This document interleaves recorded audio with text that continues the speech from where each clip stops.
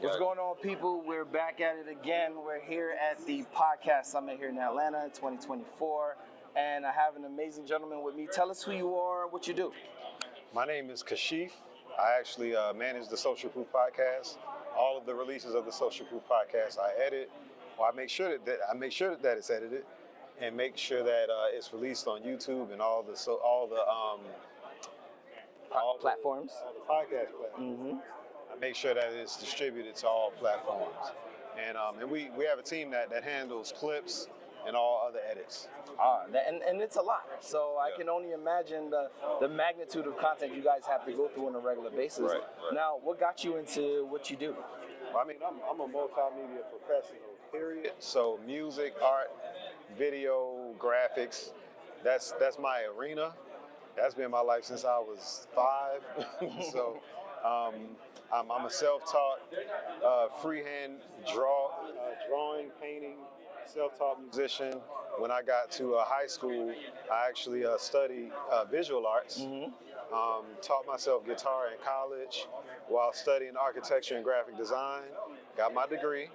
I just stayed in the arena, and I just made sure that I worked with individuals who needed help with video, with logos, graphics, music, all those things. So I just stayed in that arena. That's super dope. Now, being part of the team that's throwing this amazing event, how important is this, and how is it important to do it in Atlanta specifically? Well, the first thing that comes to mind is that Atlanta is known for its respect for entrepreneurship. So a lot of times when you go to other cities, there's like a different vibe as far as entrepreneurship, or like a different respect. Some cities don't really respect entrepreneurship, in my opinion, in the way that Atlanta does. Atlanta will actually encourage entrepreneurship and will back you up. You see what I'm saying? So there's like a level of confidence that you can have being in an environment with other entrepreneurs or aspiring entrepreneurs. So, it's cool to just be in the environment. Nice. A lot of times, if you feel isolated, you're having to grab for motivation from somewhere, and it's just like I said, it's cool to be in the environment. But you could always come to events like these, and get a nice dose. Okay, now David talked earlier about the importance of community. Based on your firsthand experience, how has community helped build the brand that it is today? And not alone just the brand, you, right? Because I'm assuming you're able to kind of get residuals from the work that you've been mastery at this point. Yeah, well, I've seen the trends like throughout my life. So one of the first times that I've ever gotten behind a camera, I was like 13 or 14 because my mother worked for a media company.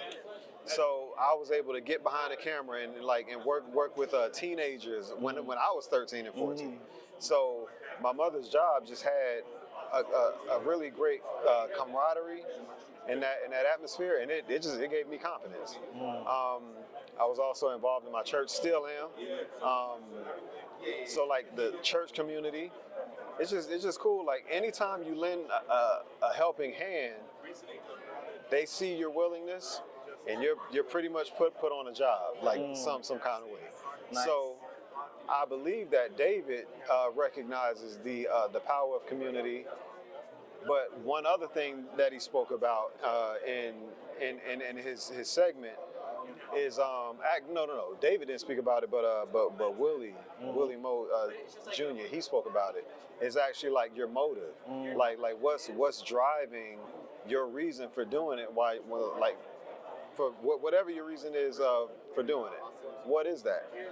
You have to know what that is. Exactly. Because if no one motivates you, if no one encourages you, you have to still decide to show up. Yep.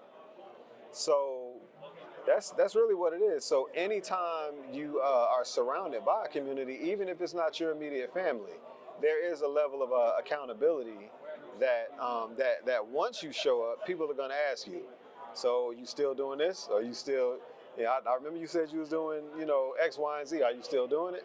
So, that's why I think that it's important that at least if you plug in, plug in, show up, start to help out. I don't care if it's moving chairs.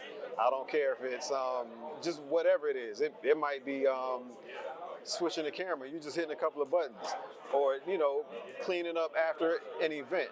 Things like that are important. And then you're able to plug in different ways because people trust that you will at least show up. Right. So I feel like people, period. If you're someone who will show up, there's just a level of trust that they have when you do that consistently. Okay. So, yeah. So as y'all can see, being part of a podcast team isn't just being in front of the camera. Yeah. I'm one of those people that I prefer to be behind the camera, but I think to your point, right? In order to deliver the message, sometimes you have to be the messenger. Right. And I also host a mental health podcast. Okay. And I talk about my anxiety. A lot of times during these interviews, I'm uber anxious, and so being able to engage with the guests allows me to stop thinking about the things that create that anxiety. Yeah. And also, as mentioned earlier, talking about your experiences, your truth. Right. I feel as though that talking about a lived experience only helps us grow as a community, because one of my podcasts also is the state of the black man's mental health. Yeah. How many of us were taught to just take it in on the chin and keep moving? Yeah. How many of us know a father or a father figure or mentor that suffers in silence because of that old school way of thinking that mental health is something that's only kept at home and not talked about? Yeah. So our goal is to always talk about it, regardless of how it makes us feel, because as mentioned earlier, you never know who's feeling like they're also on an island, but if they cut down a couple of trees and mow a couple of weeds away, they'll start to realize, oh snaps, there are other people here too. Yeah. And so I love that message that was said, because it doesn't just resonate in the podcast world, it resonates everywhere. That's right. Because I think we all feel like we're on an island. Yeah. And just being able to kind of sift through the weeds show us that we're really not. Where can people find you? I mean, outside of the work that you do, but your personal work, as well as the stuff that you do. Where can people find you, and what you got coming up? Well, you can find me on Kashif Music, at Kashif Music. That's KESHEAF Music. That's on Instagram. KashifMusic.com. Kashif Music on YouTube. Okay, those are my socials. I do a lot with music. Now, as far as on the podcast side, I just started a podcast that's been in the works actually for a minute. I am a father and I'm a husband, so it is centered around that. And I call it the Fat Her Podcast. And this is actually my shirt right here. Oh, nice. You know what I'm saying? So yeah, the Fat Her.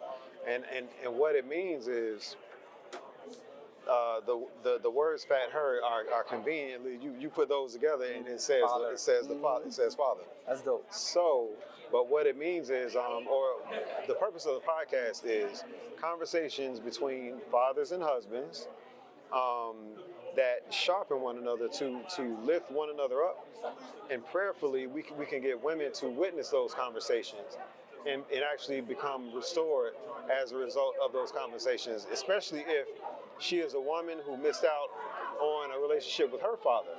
So the word fat in this sense means that we're abundantly restoring whatever was taken away as a result of an absent relationship with her father. So they get to observe fathers and husbands build one another up, and then they get to be encouraged in turn. So that's really what it's about. I believe that is something that was put on my heart, and yeah, that's pretty much what it's about. Now that is the Fat Her Podcast on YouTube, and that's it.